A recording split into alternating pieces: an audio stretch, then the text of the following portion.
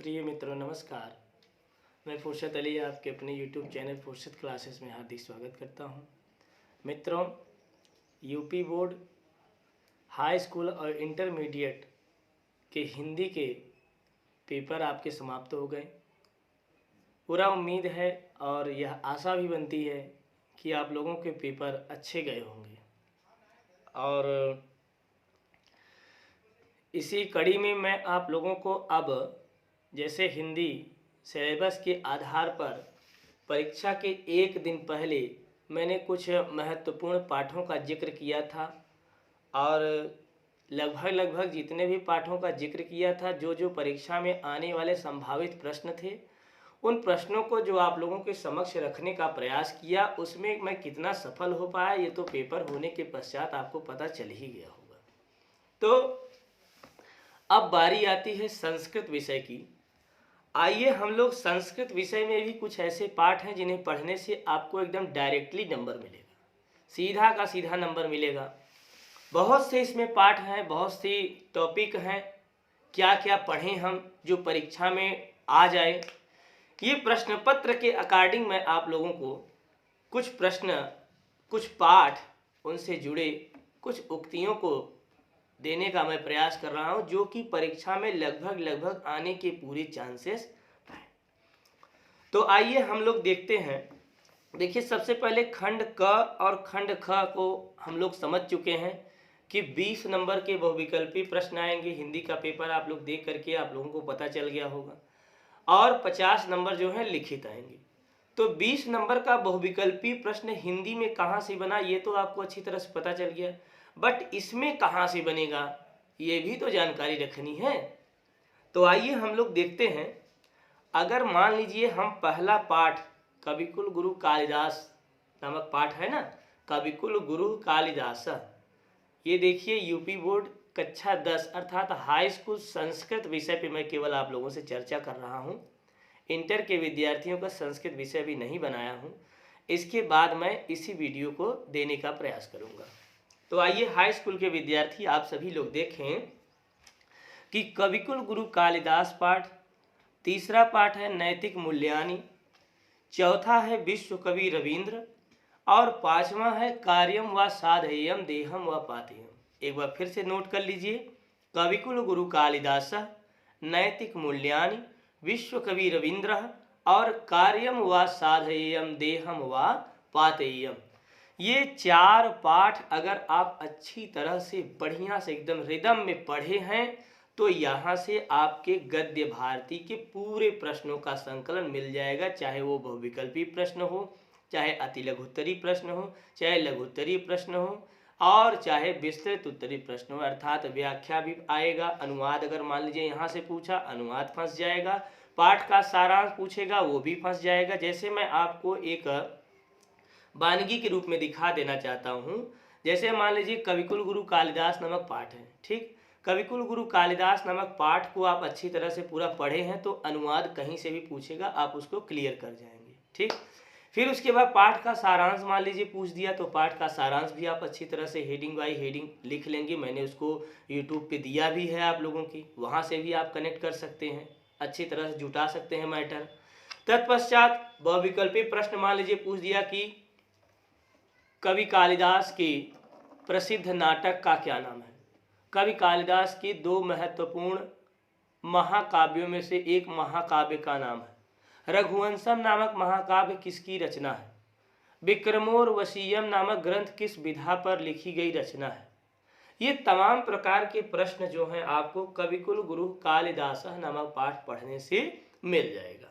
तो मित्रों एक बार फिर से मैं आपको बता दूं, समयाभाव होने के कारण अधिक से अधिक बातों को रखने का मैं जो है कि आपको आपके प्रति आया हूं, इसलिए ज़्यादा से ज़्यादा समय आपका न लेकर के डायरेक्टली बता रहा हूं कि आप कविकुल गुरु कालिदास नामक पाठ पढ़ लीजिए। नैतिक मूल्यानि, विश्व कवि रविंद्र और कार्यम व साधेयम देहम व पातेयम किस प्रकार से पढ़ना है मैं आप लोगों को बता दिया। अब आप अच्छी तरह से इसको मनन कर लीजिए, क्योंकि बहुविकल्पी प्रश्न, अति लघुत्तरी प्रश्न और अनुवाद, पाठ का सारांश, ये तमाम प्रकार के प्रश्न बनने वाले हैं। अगर आपको पाठ अच्छी तरह से तैयार है तो आपसे कोई भी प्रश्न पूछे आप उसका उत्तर दे जाएंगे। अब आइए संस्कृत पद्य पीयूषम की तरफ चलते हैं। ध्यान दीजिएगा, इन्हीं 4 पाठों को पढ़ना है। अब संस्कृत पद्य पीयूषम की बात जब आती है तो इसमें केवल आप 3 पाठ पढ़ लीजिए, बस केवल और केवल 3 पाठ। ध्यान दीजिएगा, आप तीसरा पाठ निशान लगा लीजिए सूक्ति सुधा, चौथा पाठ निशान लगाइएगा क्या, विद्यार्थी चर्या, और एक छठा पाठ है गीतामृतम। फिर से याद रखिए क्या क्या है, सूक्ति सुधा, विद्यार्थी चर्या और गीतामृतम। यही 3 पाठ अगर आप अच्छी तरह से पढ़ करके जाते हैं तो डेफिनेटली आप जान लीजिए कि परीक्षा में श्योर आ जाएंगे। और किसी पाठ को पढ़िए ना पढ़िए, उसको थोड़ा बहुत पढ़ लीजिए चलेगा, लेकिन सूक्ति सुधा, विद्यार्थी चर्या और गीतामृतम, इन 3 पाठों को अच्छी तरह से पढ़ लीजिएगा। इससे पूरे के पूरे प्रश्नों का संकलन पेपर में आ जाएगा। अब आइए हम लोग संस्कृत कथा नाटक कौमुदी तीसरे भाग पर चलते हैं। इसमें भी आपको केवल 3 पाठ पढ़ने हैं, पाठों को भी नहीं पढ़ना है। महात्मनः संस्मरणानि नामक पाठ के आधार पर महात्मा गांधी का चरित्र चित्रण याद किए हैं तो आने की पूरी संभावना बरकरार है। याद रखिएगा। दूसरा पाठ है कारुणिको जीमूत वाहन। इसमें 2 बड़े महत्वपूर्ण चरित्र चित्रण है। पहला है जीमूत वाहन का चरित्र चित्रण और दूसरा है शंखचूड़ का चरित्र चित्रण। ये मैं आपको जो इम्पॉर्टेंट चैप्टर बता रहा हूँ, इम्पॉर्टेंट चरित्र चित्रणों का मैं जो वर्णन कर रहा हूँ, अगर आपको देखना है तो यूट्यूब चैनल पर हमारे आपको मिल जाएगा। आप वहाँ पर जा कर के तुरंत अच्छी तरह से आप पढ़ सकते हैं। और जैसे हिंदी में आपके 100 में 100, 70 में 70, 100 में 100 नहीं, 70 नंबर का पेपर ही था। आप बहुत से ऐसे विद्यार्थी हैं जिनका 70 में 70 भी सही होगा। आप लोगों ने हमें कमेंट करके बताया नहीं, बट कोई बात नहीं, आप लोग परीक्षा में नंबर अच्छी तरह से पा जाएं, यही बहुत अच्छी बात है। तो वैसे ही हिंदी के पेपर से भी अच्छा पेपर आपका जाए, इसको लेकर के मैं काफ़ी मनन किया हूँ, विचार किया हूँ, तत्पश्चात आपको बताने का मैं प्रयास कर रहा हूँ। तो इसमें महात्मनः संस्मरणानि नामक पाठ, यह ध्यान रखिएगा, का संस्कृत कथा नाटक कौमुदी से मैं आपको बताने का प्रयास कर रहा हूँ कि इसमें पाठ का कौन सा, ध्यान दीजिएगा, पात्र का चरित्र चित्रण पूछा जा सकता है। तो पहला पाठ है महात्मनः संस्मरणानि नामक पाठ। इसमें महात्मा गांधी का चरित्र चित्रण तैयार कर लीजिए। दूसरा कारुणिको जीमूत वाहन नामक पाठ के आधार पर 2 महत्वपूर्ण चरित्र चित्रणों का, 2 महत्वपूर्ण पात्रों का चरित्र चित्रण संकलित है। पहला है जीमूत वाहन, जो एक विद्याधर जाति का युवक है, ध्यान दीजिएगा, और शंखचूड़ का चरित्र चित्रण। इसमें एक और है गरुण का चरित्र चित्रण। इन तीनों में से एक आ सकता है। महात्मनः संस्मरणानि नामक पाठ के आधार पर महात्मा गांधी का चरित्र चित्रण, और तीसरा बड़ा महत्वपूर्ण पाठ है यौतुकः पाप संचयः। यौतुकः पाप संचयः नामक पाठ में सुमेधा का चरित्र चित्रण, विनय का चरित्र चित्रण और रमानाथ का चरित्र चित्रण। इन 5 चरित्र चित्रणों को अगर आप अच्छी तरह से दोहरा करके जा रहे हैं, heading by heading, line by line, तो निश्चित है इसी में से आना तय है। मित्रों, अब बारी आई व्याकरण की। तो व्याकरण में आप सबसे पहले प्रत्याहार प्रकरण पढ़े हैं माहेश्वर सूत्र के आधार पर। अगर आपको माहेश्वर सूत्र याद है तो माहेश्वर सूत्र केवल याद करने से आपके 2 या 3 नंबर के प्रश्न बन जाएंगे। ठीक है, माहेश्वर सूत्र के अकॉर्डिंग जैसे स्वरों की संख्या पूछ लिया, संस्कृत में कुल स्वरों की संख्या कितनी है, तो आप जानते हैं 9 स्वर हैं। इसी को घुमा करके पूछेगा संस्कृत में कुल मूल स्वरों की संख्या कितनी है, तो आप क्या बताएंगे, 5 हैं, अ ई उ री ली। या इसी को और घुमा करके डीपली में पूछ सकता है कि संस्कृत में न मूल न कुल, बल्कि यह पूछ दिया संस्कृत में मिश्रित स्वरों की संख्या कितनी है, या मिश्रित स्वर को और किस स्वर के नाम से या किस नाम से जानते हैं, तो मिश्रित स्वर को संध्यक्षर के नाम से भी जानते हैं। और मिश्रित या संध्यक्षर स्वरों की संख्या कुल 4 है, ए ओ ऐ औ। समझ रहे हैं ना। ऐसे ही प्रश्न बनेगा बहुविकल्पी में। प्रत्याहार के आधार पे आपसे मान लीजिए पूछ दिया अक प्रत्याहार के अंतर्गत आने वाले वर्ण लिखिए, अच प्रत्याहार के अंतर्गत आने वाले वर्ण लिखिए, अल प्रत्याहार के अंतर्गत आने वाले वर्ण हैं उसमें बहुविकल्पी में किस प्रकार से पूछे। फिर उसके बाद उसी में वर्ण उच्चारण स्थान भी पूछ सकता है कि क का उच्चारण स्थान क्या है, र का उच्चारण स्थान क्या है, अ का उच्चारण स्थान क्या है, ल का उच्चारण स्थान क्या है। तो आपको उच्चारण स्थान की तालिका बताई गई थी कि अकु विसर्जनीय नाम कंठ, अ कु मतलब क ख ग घ अंग, ह और विसर्ग ये सब कंठ से निकलते हैं, है ना। अकु विसर्जनीय नाम कंठ, इचु ऐसा नाम ताल, ई च छ ज झ इय य बड़ा स ये सब तालु से निकलते हैं। लृतुल सा नाम दंता, लृ त थ द ध न ल और छोटा सा बोले तो तालब क्या बोलते हैं, हाँ छोटा सा, ये सब कहाँ से निकलते हैं, दंत से निकलते हैं। छोटा सा को दंती स के नाम से जानते हैं, बड़ा स शरीफा वाले स को हम तालव्य स के नाम से जानते हैं। और ऋटुर साणाम मूर्धा, री मतलब ऋषि वाले री, और ट ठ ड ढ टू मतलब ट ठ ड ढ ड़, टू मतलब ट वर्ग, है ना। तो री ट ठ ड ढ ड़, र और खटकोर वाला स जिसको हम लोग बोलते हैं, जिसको मूर्धा स कहते हैं, ये सब मूर्धा से निकलते हैं। मूर्धा मतलब ललरी होता है, जो यहाँ लगा है जिह्वा ऊपर जो लगा है उसी को ललरी कहते हैं। यह मंगला नाम नासिका च, ए दैतो कंठ तालु, ओ दैतो कंठोष्टम, जीवा मूल्य से जीवा मूलम, वकार से दंतोष्टम, ये आपको बताया गया है। अगर आपको तब पर भी नहीं याद है तो ये आप स्वयं के जिम्मेदार हैं। और आज मित्रों 18 फरवरी है, 22 तारीख का आपका पेपर है, अभी 3 दिन का समय है। जितना बताने का मैं प्रयास करूँ, अगर आप उतना भी पढ़ ले रहे हैं और कुछ भी अगर नहीं पढ़े हैं तब पर भी आपके 70% के ऊपर आएंगे। और जो पढ़ा भी है और मेरी इस बात को भी सुन करके दोहराने का प्रयास करेगा तो कोशिश करता हूं कि उसका 100 में 100 फंसे, परीक्षा में प्रश्न पत्र वही बने। आगे आप लोग देखेंगे, खुद ही आपको पता चलेगा।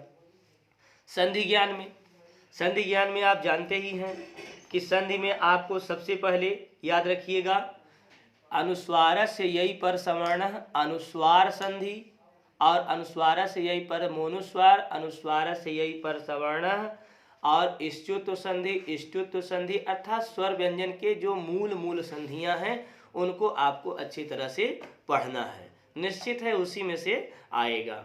फिर उसके बाद ध्यान दीजिएगा कि शब्द रूप भी पूछ सकता है। शब्द रूप में आप जो है पिता का रूप याद कर लीजिए, धेनु का याद कर लीजिए, है ना, पिता का, धेनु का, और उसके साथ साथ जो है आपको बता दे रहा हूँ मैं, जैसे आप पुल्लिंग में पिता का रूप याद कर लीजिए और राजन का रूप याद कर लीजिए, करी का रूप याद कर लीजिए, पिता राजन करी, पिता पितरम पितरा पितरे पितु पितु पितर पिता आपको बताया गया है ना।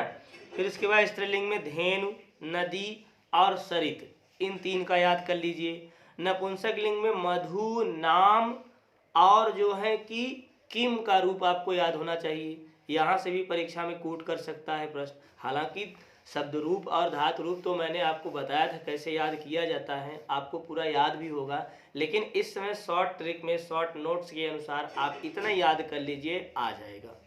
धातु रूप, जब धातु रूप की बात आती है तो आप भू का याद कर लीजिए, पा का याद कर लीजिए, अस्था का याद कर लीजिए, है ना, चूर का याद कर लीजिए। इन 4 में से आपका जो है धातु रूप भी आ जाएगा। समास में अव्ययी भाव, द्विगु समास और बहुब्रीहि समास, अच्छी तरह से इसको दोहरा लीजिए, निश्चित है यहाँ से परीक्षा में यहीं से तो आएगा ही, इतना सिलेबस में रखा ही गया है ना। फिर कारक में कर्म का, कर्तुरीप्सितमम कर्म, कर्मण द्वितीया, साधक तमम करणम, कर्तिकरणयोः तृतीया, इतना अगर आप अच्छी तरह से तैयार किए हैं। एक और है ध्रुवम पाय अपादान, इसी में से आपकी परीक्षा में आ जाएंगे।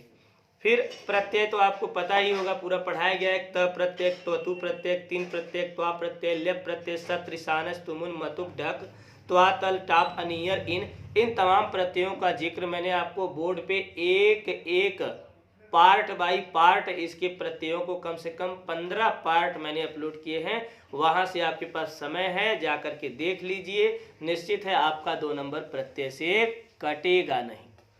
फिर उसके बाद निबंध में आपको बहुत जरूरी है क्या क्या पढ़ें, याद रखिएगा। इसमें ना एक रेशियो होता है, निबंध जो है एग्जामिनर के पूछने का एक रेशियो होता है। कैसा होता है मैं आपको बता रहा हूँ।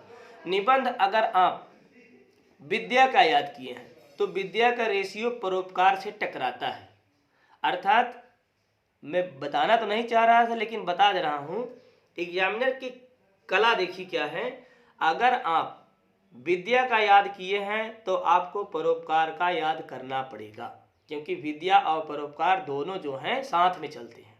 एक बात और बता दे रहे हैं, विगत वर्षों के प्रश्न पत्र अर्थात पेपरों को अगर आप देखेंगे तो एक साल विद्या पे पूछा है तो एक साल परोपकार पे पूछा है। ठीक है, तो जिस किसी भी विद्यार्थी के पास पिछले साल का पेपर हो वो देखे, मान लीजिए अगर उसमें परोपकार दिया है तो इस बार आप विद्या याद करके जाएं और परोपकार याद न करें तो ऐसी भूल आप मत कीजिएगा। का पता चला पिछले साल परोपकार दिया था, इस साल भी परोपकार दे दिया, विद्या न दिया, तब लेने की देनी पड़ गई। इसलिए मैंने आपको रेशियो समझा दिया है। क्या, अगर आप विद्या पे पढ़ के जा रहे हैं, विद्या पे तैयार किए हैं 8 लाइन का चौचक एकदम धमाकेदार निबंध, तो उसके साथ साथ परोपकार पे भी तैयार करके जाना है। विद्या परोपकार दोनों अगर आपको याद कर लिया और इधर रेशियो क्या बना, सदाचार और सत्संगति दोनों आपस में मैच कर गए। सदाचार और सत्संगति, विद्या और परोपकार, ये आपके कितने निबंध हुए, 4। 2 और महत्वपूर्ण निबंध तैयार कर लीजिए। क्या क्या, संस्कृत भाषा या गौरवम अर्थात संस्कृत भाषा का महत्व, संस्कृत भाषा का गौरव और महाकवि कालिदास। ये आपके 6 निबंध हो गए। अगर आपको डाउट है तो अपना डाउट क्लियर कर लीजिए, इन्हीं 6 में से निश्चय है परीक्षा में आएगा। विद्या परोपकार, सदाचार सत्संगति, महाकवि कालिदास और संस्कृत भाषा या महत्वम, ये 6 निबंध आपने याद किए हैं। आपको लिखना एक है, इन 6 में से मान लीजिए 2, 3, 4, 5 दे दिए, उससे क्या मतलब, जो आपको बढ़िया लगेगा वही आप लिख दीजिएगा, जो आपको आता रहेगा वही आप लिख दीजिएगा। अगर आपको अब भी डाउट है तो एक निबंध और तैयार कर लीजिए, थोड़ा बहुत सरसरी तौर पे उसे तैयार भी मत कीजिए, केवल पढ़ लीजिएगा। पर्यावरण, पर्यावरण इस समय पूरे अंतर्राष्ट्रीय स्तर का मेन मुद्दा है। राष्ट्रीय स्तर पे नहीं, अंतर्राष्ट्रीय स्तर पे केवल और केवल 2 ही मुद्दा है। क्या क्या, एक पर्यावरण और दूसरा आतंकवाद। ये पूरे अंतर्राष्ट्रीय वर्ग का मुद्दा चल रहा है, मामला चल रहा है ना। तमाम प्रकार के बैठक होते हैं, उन बैठकों में भी देखिए सेमिनार होते हैं, अटेंड किए जाते हैं अंतर्राष्ट्रीय स्तर पे, उसमें भी देखिए बताया जाता है कि पर्यावरण और आतंकवाद पर विशेष चर्चा की जाती है कि इससे कैसे निजात पाया जाए। तो पर्यावरण और आतंकवाद ये जो है लेटेस्ट मुद्दे हैं, इन पर तो परीक्षा में प्रश्न आ ही सकते हैं, लेकिन इसके पहले आप 6 निबंध तैयार कीजिएगा। क्या क्या बताया आपको, विद्या परोपकार, सदाचार सत्संगति और कविकुल गुरु कालिदास तथा संस्कृत भाषा महत्व। आशा है आप सभी लोगों को समझ में आया होगा। बहुत अच्छी तरह से इसको आप पढ़ लीजिएगा, यहीं से परीक्षा में प्रश्न पूरे आने की संभावनाएं बनती हैं। और इसके आगे मैं एक लफ्ज भी कहना नहीं चाहता, क्योंकि आपका समय इस समय बहुत ही कीमती है। अच्छी तरह से पढ़िए, मस्त रहिए, स्वस्थ रहिए।